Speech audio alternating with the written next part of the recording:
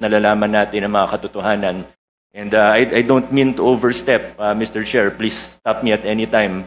But I would just like to, siguro hindi naman warning, pero siguro ang aking pag-igayat sa bawat isa, pati na rin sa mga mamamayang, sa ordinaryong mamamayan, na mag-ingat po tayo sa mga naririnig po natin. Alam naman po ng lahat ng tao sa kwarto na ito na may guilty na senador, may guilty na congressman, may guilty na DPWH officials, may guilty na contractor at maaaring sa iba pang ahensya ng pamahalaan. Pero sa puntong ito, nakikita po natin, hindi lang sila basta naglalaglagan, gusto nila magulo ang kwento.